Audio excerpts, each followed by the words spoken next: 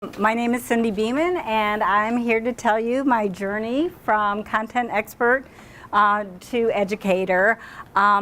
When I began teaching 28 years ago, I had just graduated from my orthodontic program and dental school, and nobody, when I was in training, ever told me how to teach. The way dental school is currently taught, for the most part, and the way it was taught back then, is we had sages on the stage. We would basically deliver everything face to face. I'd be given a syllabus and told, go forth and tell them what they need to know.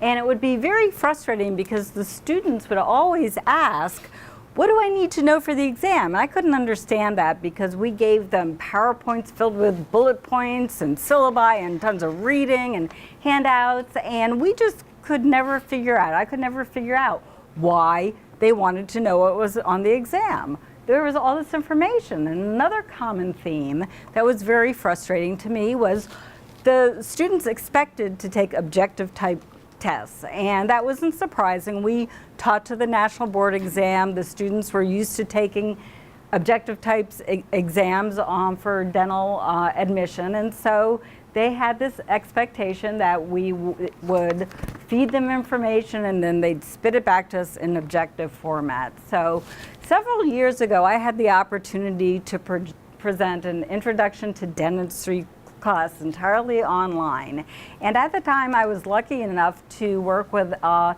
instructional designer who basically taught me best practices for education, not just online education. And so he also taught me how to use learning management systems, and that they weren't just a place to dump PDFs and other information. So as I was working with my instructional designer, he gave me this really great template to help me organize information. It was basically tell the students what they need to know, tell them how they're going to be assessed, and then give them the information that they need to achieve the assessment and so they can achieve the learning objectives. So give them what they need to know, not just what's nice to know. And so it was really great because I actually realized that there was quite a bit of information in my courses, my regular courses, that was a lot of fluff. And so I was able to align everything in a module content organizer so the learning objectives lined up with the assignments.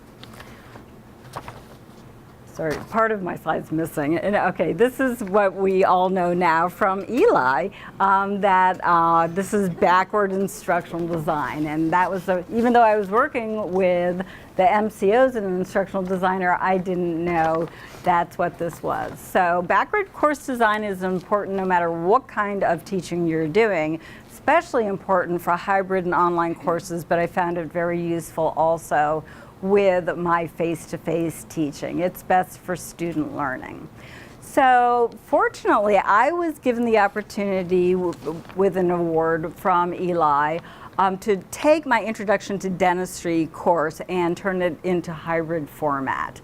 And so again, I was able to re-examine one more time whether or not what I had been doing totally online was good enough.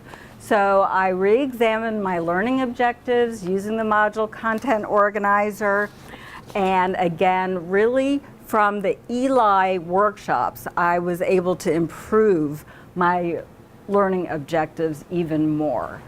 And in addition, was able to re-examine what kind of learning materials did I want to put in? Could I find really cool resources out there? Animations, did I have to reinvent the wheel? Could I make Zoom casts or lecture casts and put that into my courses? And I also have learned a lot about redesigning assessments. Instead of having multiple choice exams, now we have graded discussion boards, students peer peer assess and self-assess, and I'm still learning. And at this point in my journey, I am learning how to measure student learning outcomes, and the best part of all this is my students no longer ask me what do they need to know for the exam.